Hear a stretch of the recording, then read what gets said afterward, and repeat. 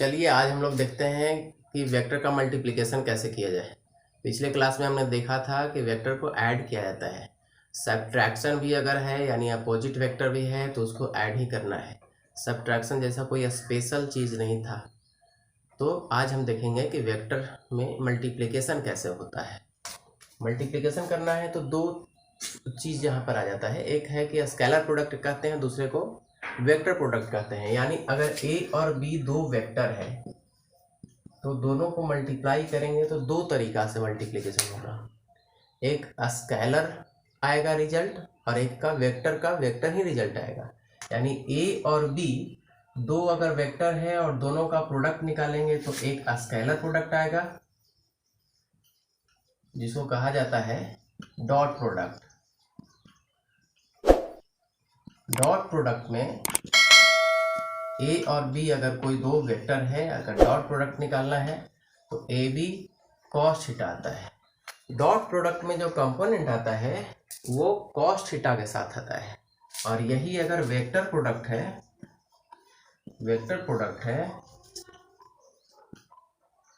जिसको कहते हैं क्रॉस प्रोडक्ट। क्रॉस प्रोडक्ट में ए और बी अगर दो वेक्टर है और दोनों को क्रॉस करेंगे, यानी वेक्टर अगर आएगा, रिजल्टेंट अगर वेक्टर आ रहा है तो साइन थीटा के साथ ये जुड़ा हुआ होता है। जैसे कि यहाँ पर आप हम देखेंगे हमेशा कि W बराबर एफ एस कॉस थीटा होता है। जैसे एफ भी वेक्टर है और डिस्प्लेसमेंट भी वेक्टर है, लेकिन जब दोनों का प्रोडक्शन आता है जिसको प्रोडक्ट कहते हैं तो एफ एस कॉस थीटा आ जाता है। इसको कहते हैं डॉट प्रोडक्ट। कॉस प्रोडक्ट में टॉर्क होता है जिसमें फोर्स और एक परपेंडिकुलर लेंथ की हम बात करते हैं। तो टॉर्क में दोनों वेक्टर है टॉ, तो टॉ यहाँ पर जो आएगा वो साइन थीटा आता है। यानी एफ और एल को अगर हमें लिखना है, जो टॉ रिजल्ट आता है, यहाँ W बराबर एफ एस है जो कॉस थीटा आता है, यहाँ टॉ बराबर एफ एल है जिसका अगर हम प्रोडक्ट निकालते हैं तो क्रॉस प्रोडक्ट हो जाता है। तो एफ एल साइन थीटा इसको हम लिखेंगे। यानी ये वेक्टर है और ये स्केलर है। W के ऊपर कोई एरो नहीं लगा हुआ है और टॉर्क पे एरो लगा हुआ है, तो ये वेक्टर प्रोडक्ट है। ये तो हो गए प्रोडक्ट निकालने की बात। अब एक कंपोनेंट के बारे में भी हम जान लेते हैं कि 3D में कैसे रिप्रेजेंटेशन किया जाता है। फिर स्केलर प्रोडक्ट और वेक्टर प्रोडक्ट दोनों आज निकालेंगे अभी हम लोग, कितना रिजल्ट आता है, दोनों में क्या डिफरेंस होता है। अब अगर हम कंपोनेंट की बात करें, ये तो ए बी साइन थीटा और ए बी कॉस थीटा हुआ, यानी हमारे पास दो रिजल्ट आया है। इसको मिटा दें और अब देख लेते हैं कि इसका प्रोडक्ट निकाला कैसे जाए, न्यूमेरिकल्स कैसे इस पे बनाया जाता है। पहले देख लेते हैं कि अगर 3D कोऑर्डिनेट है, 3 डायमेंशनल कोऑर्डिनेट की बात करें, तो यहाँ पर एक्स वाई जेड को रिप्रेजेंट करने के लिए वेक्टर में एक्स एक्सिस, वाई एक्सिस और जेड एक्सिस, वेक्टर से कैसे इसको हम रिप्रेजेंट करें, तो इसे कहा जाता है आई कैप, इसे कहा जाता है जे कैप और इसे कहा जाता है के कैप। यानी आई जे के, जैसा कि हमने बताया है रिप्रेजेंटेशन, ये जो कैप है वो यूनिट वेक्टर होता है जो इक्वल होता है वेक्टर को अगर हम उसके मैग्नीट्यूड से डिवाइड कर दें तो ये यूनिट वेक्टर बन जाता है, जिसे हम लिखते हैं वेक्टर कैप के रूप में। यानी आई कैप यूनिट वेक्टर है, ये कहीं मल्टीप्लाई होकर के उसके मैग्नीट्यूड में कोई चेंजिंग नहीं लाएगा, कोई परिवर्तन नहीं होगा, लेकिन डायरेक्शन को इंडिकेट करेगा। जहाँ पर भी आई लिखा आप देखें, जैसे 5i अगर लिखा हुआ है तो इसका मतलब कि उस पॉइंट के बारे में जिसके बारे में 5i लिखा हुआ है वो पोजीशन है एक्स एक्सिस में 5 पॉइंट पे, चाहे वो मीटर सेंटीमीटर जो भी हमारा यूनिट होगा उसमें। यानी इसका एक्स एक्सिस में, एक्स प्लेन में 5i डिस्टेंस को इंडिकेट करेगा, पोजीशन को इंडिकेट करेगा। अगर यही लिखा रहेगा 5i प्लस 3j, इसका मतलब ये j है y एक्सिस को रिप्रेजेंट करेगा, और अगर यहाँ पर 2k लिख दिया गया है इसका मतलब उस बॉडी का पोजीशन कोई एक पॉइंट है यहाँ पर मान लिया जाए, तो इसका पोजीशन अगर इंडिकेट करेगा, अगर ये पोजीशन है 5, 3 और 2 का, ये आई जे और के का रिप्रेजेंटेशन, तो ये इंडिकेट कर रहा है ये 5 डिस्टेंस पे है और ये 3J ये रिप्रेजेंटेशन है और K हमारा ये रिप्रेजेंटेशन है। K से हम किस दूरी पर हैं, पोजीशन हमारा क्या है, यानी पोजीशन वेक्टर इंडिकेट करने के लिए हम आई जे के कैप का एक्स वाई जेड डायमेंशन में हम इसके बारे में जानते हैं। जैसे अगर कोई भी एक्स वाई जेड की हम बात करें, ये हमारे पास एक्स एक्सिस है, ये वाई एक्सिस है और इसमें ये पॉइंट और एक 2 पॉइंट बन रहा है हमारे पास और थर्ड ये पॉइंट है। तो एक्स वाई और जेड जो 3 पॉइंट बन रहा है, उस 3D कोऑर्डिनेट में कोई भी ऑब्जेक्ट आता है, सब 3D ही है। ऑब्जेक्ट कोई है तो क्या है, 3D है, तो उसको हम एक्स वाई जेड कंपोनेंट से ज्योमेट्री में 3D कोऑर्डिनेट ज्योमेट्री में बताते हैं। उसको यहाँ पर वेक्टर में लिखेंगे तो आई जे के कैप लिखेंगे। अब हम देखते हैं कि इसका मैग्नीट्यूड कितना होगा। अगर मैग्नीट्यूड निकालने की बात करें आई जे के का, तो इसको हम याद रखेंगे, अगर मान लिया जाए ए अगर हमारा पॉइंट अगर यहाँ पर कुछ ए एक्स ए वाई और ए जेड अगर कुछ है, या चाहे नंबर में ही क्यों ना हो, तो उसका जो मोड होगा वेक्टर का वो आएगा A square plus B square plus A ही है, यानी A X square A Y square और ए जेड स्क्वायर, ये मोड को इंडिकेट करेगा। तो हमने देखा कि इसका मोड कितना होता है, इसका मतलब मैग्नीट्यूड कितना होगा वेक्टर का, तो ये तीनों के स्क्वायर का। हम आज देखने जा रहे थे कि अगर 2 वेक्टर है तो दोनों वेक्टर को मल्टीप्लाई कैसे किया जाए। तो मल्टीप्लाई 2 तरह से किया जाएगा, एक वेक्टर प्रोडक्ट आएगा, दूसरा स्केलर प्रोडक्ट आएगा। आई जे के क्लियर है, बस रिप्रेजेंटेशन है, जहां जरूरत पड़ेगा वहां पर देखा जाएगा। एक चीज और जान लीजिए इसमें अभी कि अगर आई और आई को मल्टीप्लाई अगर हम करते हैं और अगर वो डॉट प्रोडक्ट है और जे को मल्टीप्लाई करते हैं और के को मल्टीप्लाई करते हैं, तो इसका वैल्यू 1 आता है डॉट प्रोडक्ट के केस में। लेकिन यही अगर हम वेक्टर प्रोडक्ट में जाते हैं तो वेक्टर में आई 0 आएगा, जे भी 0 आएगा क्रॉस में, और के भी 0 आता है क्रॉस में। तो ये फैक्टर हुआ आपका जो याद रखना है, आपको जानना है। और इसमें क्लॉकवाइज और एंटी क्लॉकवाइज का भी बात आता है। आई और जे को अगर आप मल्टीप्लाई करेंगे तो के आएगा, आई जे को के आएगा, और जे के को मल्टीप्लाई करेंगे तो आई आएगा। उल्टा अगर हम करें के और जे को मल्टीप्लाई करेंगे तो माइनस आई आएगा। ये सब इसमें फैक्टर है। अभी हम देखने जा रहे हैं कि इसको कहते हैं आइडेंटिटीज विथ यूनिट वेक्टर। इसमें एक और चीज है आइडेंटिटीज में कि आई और जे को अगर हम मल्टीप्लाई करेंगे तो इसका वैल्यू भी 0 आने वाला है। जे और के को मल्टीप्लाई अगर करेंगे वेक्टर से 0 आएगा। आई जे के और आई को मल्टीप्लाई करेंगे तो इसका वैल्यू भी 0 आएगा। ये सब फैक्टर है। अगर वेक्टर में हम मल्टीप्लिकेशन करें, आई और जे को अगर मल्टीप्लाई करेंगे वेक्टर में तो आई जे के हो जाएगा। अगर उल्टा इसके हम जाएंगे, यानी जे को मल्टीप्लाई करेंगे आई के साथ तो माइनस के होगा। ये सारे आइडेंटिटीज हैं।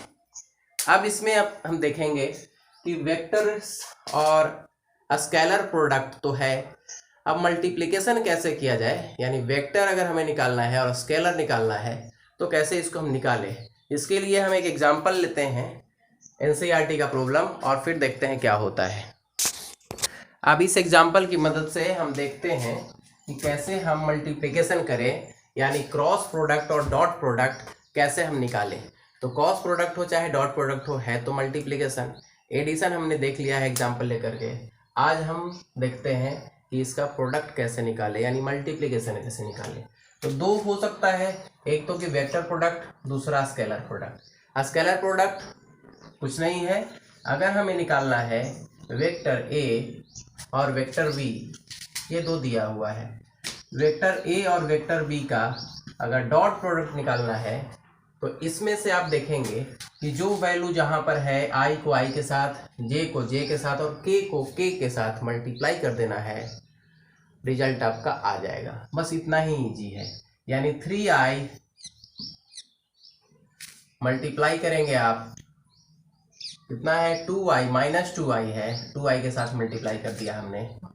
उसके बाद क्या आ रहा है, इसको आप लिख देंगे 4 के साथ 1, यानी माइनस है तो माइनस हो जाएगा, यानी 4j इंटू 1j है, इसको आपने मल्टीप्लाई कर दिया। k को k के साथ मल्टीप्लाई करेंगे और सबको आप ऐड करेंगे तो माइनस है तो माइनस रहेगा ही, यानी माइनस अगर आप अंदर लिखना चाहें तो अंदर भी लिख सकते हैं, यानी कुल मिलाकर के सभी को जोड़ देना है। तो 5k मल्टीप्लाई -3k आ रहा है, सबके साथ यूनिट वेक्टर होगा। एक दो बार आप बना लोगे, ये सब इतना लिखने की जरूरत नहीं, डायरेक्ट आप आंसर पे आ जाओगे। आ क्या रहा है 6, यानी -6i, i के साथ i को मल्टीप्लाई करेंगे। तो अभी हम आइडेंटिटीज बता रहे थे आप लोगों को कि i को अगर i के साथ मल्टीप्लाई करेंगे तो उसका वैल्यू क्या आएगा, 1 आएगा, यानी i मल्टीप्लाई होगा तो उसका वैल्यू 1 आएगा। j मल्टीप्लाई होगा, j और j अभी हमने लिखा था जस्ट 1 आएगा, और k अगर हम मल्टीप्लाई करेंगे तो 1 आएगा। तो k j के साथ मल्टीप्लाई हो रहा है तो वैल्यू में कोई चेंजिंग नहीं होगा, क्योंकि 1 से मल्टीप्लाई हो रहा है और k हो जा रहा है। क्या हम इसको यहाँ लिख दें 6, 3 2 जा -6 और -4, और क्या ये -15 हो जाएगा, ये रिजल्ट आएगा आपका। तो मल्टीप्लाई कर दिए तो क्या आ गया, सबको मल्टीप्लाई हमने कर दिया तो इसका रिजल्ट देखिए आ रहा है -25। बस, यानी करना क्या है, i को i के साथ, j को j के साथ और k को k के साथ मल्टीप्लाई कर देना है, बस इतना ही है। यानी 3 2 जा 6 -6, 4 1 जा 4 -4, 5 3 जा 15 -15, यानी -25। बस इतना ही समय लगने वाला है। ये सब तो प्रोसेस है, इस अगर आप एक दो बार समझ गए, बना लिए, तो फिर डायरेक्ट आप मन में कैलकुलेट कर लोगे, और अगर ऑब्जेक्टिव क्वेश्चन पूछा है तो आप इसको बना लोगे इजीली, आसानी से हो जाएगा ये। अब अगर हम इसका वेक्टर प्रोडक्ट निकालें तो थोड़ा सा सोचना पड़ता है, और सोचना क्या है वो भी आसान है, वो भी भारी नहीं है। स्केलर प्रोडक्ट समझ में आ गया, दोनों को गुना कर देना है, क्लियर। अब हम अगर इसका वेक्टर प्रोडक्ट निकालें तब क्या होगा, वेक्टर प्रोडक्ट में vector A cross vector B हम निकालना है, इसका वैल्यू क्या होगा। तो इसके लिए आप ऐसे घर बना दीजिए, एक टेबल बना दीजिए और सबको लिख दीजिए ऐसे आई जे और के, सबको अपने अपने घर में रख दीजिए। आई को अपने घर में रख दीजिए, 3 हो गया।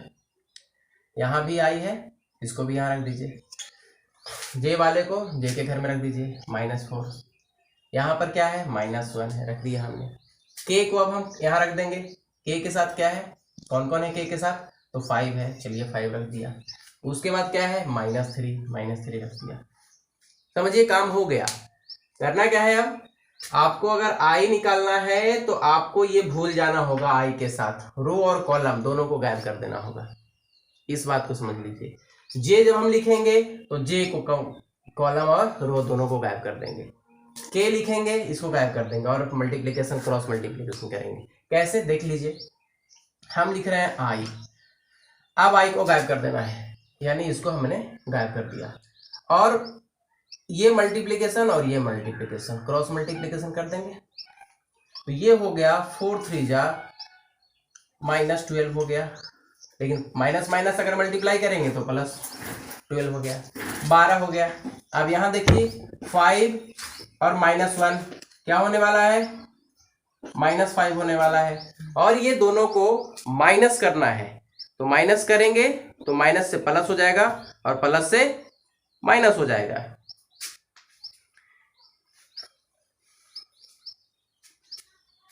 ये हो गया आपका 12 माइनस 5 का। तो कुल मिला करके हमें मल्टीप्लाई कर देना है, जो छुपा हुआ है उसको भूल जाइए और 4 3 को मल्टीप्लाई कर दीजिए। तो 4 3 चरती 12 हो गया, 12 प्लस में हो गया और इसको माइनस कर देना है। तो यहाँ 1 है, देखिए जे का वैल्यू कितना है 1 है, इसको हमने लिख लिया। और फिर हम इसको ऐड करेंगे, ऐड करेंगे कितना रिजल्ट आएगा। फिर हम जे को भूल जाए, जे को भूल जाए, जे कैप गायब हो गया। तो जे कैप रो कॉलम दोनों गायब होना चाहिए, यानी ये तो हमेशा गायब होने वाला है और फिर इसके साथ ये गायब हो जाएगा। तो बचेगा क्या, 5 और -2 मल्टीप्लाई कर दीजिए। तो 5 - 2 कितना हो जाएगा, -10 हो जाएगा। और देखिए ये हो गया मल्टीप्लीकेशन। अब 3 3 जा कितना हो गया, 9 हो गया, यानी -9 हो गया। और क्या बच रहा है यहाँ पर, एक लास्ट है और है ना के के साथ क्या करना है, सेम चीज, के को भूल जाइए, रो कॉलम गायब हो गया। तो इसके बाद फिर यहाँ आना है रिवर्स में, कौन आएगा, 3 आएगा पहले। तो प्लस आई के साथ कौन है, तो 3 3 1 जा 3, यानी 3 एकम 3 हो गया और 4 दूना 8 हो गया, -8 हो गया। इसको आप सोल्व कर लेंगे, कितना आएगा, 12 में से 5 घटा दीजिए, 7 आने वाला है, यानी हो गया आपके पास 7i। यहाँ आइए तो ये माइनस माइनस ही हो जाएगा, यानी ये माइनस हो जाएगा। तो -19j और प्लस ये भी माइनस हो जाएगा, -5 के यूनिट वेक्टर रहने दीजिए, क्योंकि निकाले तो हैं आप वेक्टर ही। तो रिजल्ट आपके पास ये आएगा। हाँ यहाँ पर देखिए ये -3 है, तो ये हम 5 2 10 हो गया, -10 और 3 3 जा 9, तो -9 होगा ना, -9 हो जाएगा। तो यहाँ देखिए इसमें गड़बड़ी है जोड़ घटाव करने में। तो -10 और +9 कितना हो गया, -1, यानी सिर्फ -j लिख दीजिए। और क्या होगा इसमें, ठीक है, के को फिर से देख लें कि यहाँ गायब हो गया, तो 3 3 हो गया और 4 दूना 8 हो गया, 8 प्लस में आ रहा है तो माइनस में गया है, माइनस हो जाएगा ये -5k। ये रिजल्ट हमारा आया, हमने वेक्टर से एडिशन किया तब। या हमने क्या, फिर से इसको देख लीजिए, i लिखना है तो i को आप गायब कर दीजिए, i लिख दीजिए।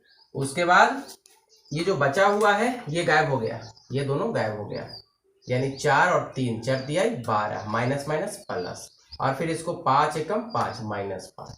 अब इसमें ये भूल जाइए और ये भूल जाइए, तो जे हमने लिख दिया और ये गायब हो गया। अब 5 दूना 10, -10, 3 तिहाई का 9, तो -9 और -9 बाद में प्लस हो जाएगा।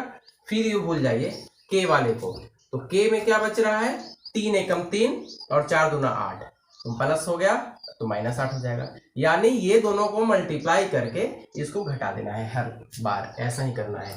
पहले मल्टीप्लाई हमने कर दिया इसको और फिर इसमें से इसको घटा दिया, यानी i j k मल्टीप्लाई किया ये दोनों को और इसको घटाया। फिर अगर हम यहाँ आए तो ये दोनों को मल्टीप्लाई किया, ये घटा दिया। यहाँ हम आए तो ये दोनों को मल्टीप्लाई किया और इसको घटा दिया, इसको घटा दिया और ये मल्टीप्लाई करके ये दोनों मल्टीप्लाई किया, ये दोनों मल्टीप्लाई किया, इसके मल्टीप्लिकेशन से इसके मल्टीप्लिकेशन को हमने घटा दिया। अब यहाँ पर देखेंगे कि i j k आपको वेक्टर नोटेशन के साथ मिल जा रहा है, यानी a क्रॉस b अगर निकालना है, कोई भी कंपोनेंट दिया रहेगा। यहाँ तो मान लिया 2i 3i j k लिखा हुआ है ना, कोई भी फोर्स यहाँ पर रहेगा 10 न्यूटन 5 न्यूटन 7 न्यूटन अलग अलग पॉइंट पे दिया रहेगा i j k पे, और उसका फिर कहेगा रिजल्टेंट निकालिए, उसका प्रोडक्ट निकालिए या उसका एडिशन निकालिए। तो एडिशन हमने देख लिया न्यूमेरिकल के साथ, एग्जाम्पल के साथ, हमने मल्टीप्लिकेशन देख लिया एग्जाम्पल के साथ। अब अगर पूछे कि दो वेक्टर है और दोनों के बीच एंगल फाइंड आउट करना है, तो कैसे एंगल फाइंड आउट करें, चलिए उसको समझते हैं। क्लियर, बनाएंगे इस तरह का और एग्जाम्पल बनाएंगे, आप लोग क्लियर हो जाएगा ये। अगर इसके बाद आता है एंगल निकालिए वेक्टर के बीच का, बहुत सारा वेक्टर बहुत सारा पॉइंट है, जितना जैसे जैसे आपकी आवश्यकता होगी जरूरत पड़ेगा सब देखेंगे। वेक्टर बहुत जरूरी है, इसके बगैर न्यूमेरिकल सोल्व होने वाला नहीं है। बाद में बनाते बनाते बनाते मालूम चलेगा कि आप कॉम्पिटिटिव एग्जाम में गए तो वहाँ न्यूमेरिकल नहीं बन पा रहा है, i j k होने लगा तो फिर गड़बड़ होने लगता है। अगर कोई मान लिया जाए कि दिया हुआ है कोई वेक्टर का, ले लेते हैं कि एग्जांपल हम लोग, और फिर एंगल निकालते हैं उसका। अब ये प्रॉब्लम मान लिया एक है और दो वेक्टर दिया हुआ है, वेक्टर ए वेक्टर बी, और दोनों के बीच का बोले कि एंगल निकालिए। तो एंगल निकालने के लिए कॉस प्रोडक्ट लगा दीजिए। अब जो कॉस थीटा आ जाएगा तो साइन थीटा भी आ जाएगा, उसमें क्या प्रॉब्लम है। मान लिया जाए कि ये इस तरह का है तो हम कैसे निकालें इसको। ए और बी है तो क्या जानते हैं इसका प्रोडक्ट क्या होता है, ए बी कॉस थीटा होता है। यानी अगर कॉस थीटा निकालना है तो क्या करेंगे आप, cos theta is equal to vector A और वेक्टर बी का डॉट प्रोडक्ट, ये और साथ में मैग्नीट्यूड ए और बी, ये आएगा। यानी ए बी भी आप डायरेक्ट लिख सकते हैं, mod of B mod of A, इतना। तो ए डॉट बी अगर आपको निकालना है तो कैसे निकालेंगे, अभी हमने देखा, यानी स्केलर प्रोडक्ट निकालना है, स्केलर निकालना है आपको। तो क्या किया गया, सेम चीज यहाँ पर यूज कर लीजिए जो अभी हमने किया। क्या किया हमने, आई को आई के साथ मल्टीप्लाई किया, जे को जे के साथ मल्टीप्लाई किया और के को के के साथ मल्टीप्लाई किया। तो ए डॉट बी क्या आने वाला है, A dot B equal to, देखिए 2 आने वाला है, क्योंकि ये वेक्टर तो है ही नहीं, ये तो डॉट है और डॉट प्रोडक्ट स्केलर होता है। तो आई जे के की तो जरूरत है ही नहीं यहाँ पर। आई जे के कहाँ गायब हुआ, ये भी हमने पिछले न्यूमेरिकल्स में देख लिया, क्योंकि आई इंटू आई 1 हो रहा है तो काम खत्म, जे जे 1 हो जा रहा है काम खत्म, के 1 हो रहा है काम खत्म। तो सिर्फ बच जाएगा क्या, मैग्नीट्यूड बच जाएगा। यानी हमने आई को आई के साथ मल्टीप्लाई किया तो -2 होगा ना, -2 लिख दिए। जे को जे के साथ मल्टीप्लाई किया तो फिर -2, और के को के के साथ मल्टीप्लाई किया फिर -2। रिजल्ट क्या आया, -6, यानी आधा काम हमारा हो गया। फिर अभी हमने बताया अभी जस्ट कि अगर कोई वेक्टर दिया हुआ है इस तरह का और उसका अगर आपको प्रोडक्ट निकालना है, मतलब मैग्नीट्यूड निकालना है, मैग्नीट्यूड निकालना है वेक्टर का, इस वेक्टर का मैग्नीट्यूड क्या होगा, ए का मैग्नीट्यूड, यहाँ देखिए एक्स वाई जेड। अभी हमने कहा था कि अगर ए एक्स है तो एक्स का स्क्वायर, ए वाई स्क्वायर और ए जेड स्क्वायर, ये मैग्नीट्यूड हम निकाल रहे थे। कोई भी वेक्टर का मैग्नीट्यूड ये होगा, यानी एक्स कंपोनेंट, वाई कंपोनेंट और जेड कंपोनेंट सबका स्क्वायर करके रूट कर देना है तो आपका मैग्नीट्यूड आ जाएगा वेक्टर का। तो यहाँ 1 का स्क्वायर, 1 का स्क्वायर, 1 का स्क्वायर, क्या यहाँ 1 का स्क्वायर प्लस 1 का स्क्वायर प्लस 1 का स्क्वायर अंडर रूट है, तो क्या ये अंडर रूट 3 आ रहा है।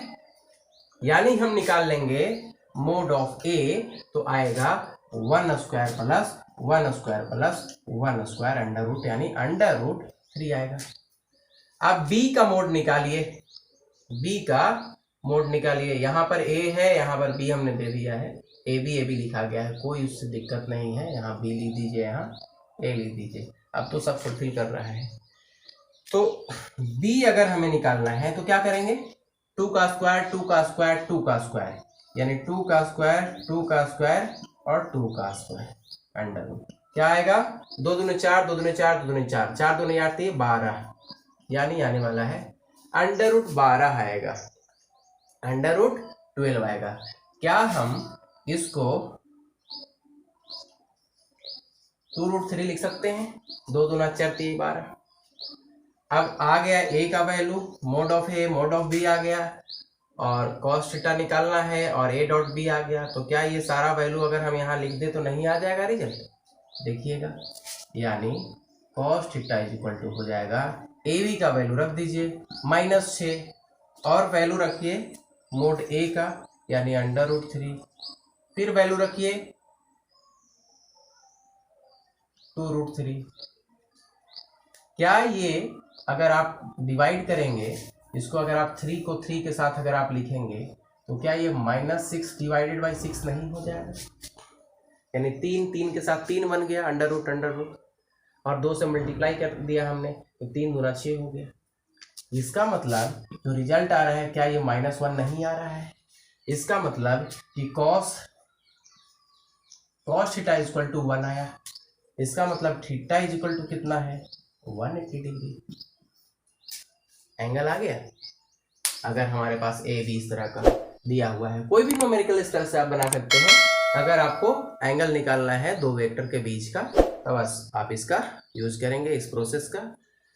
तो फिर कोई नए वीडियो के साथ, नए डाउट के साथ, नए एक्सप्लेनेशन के साथ फिर मिलेंगे।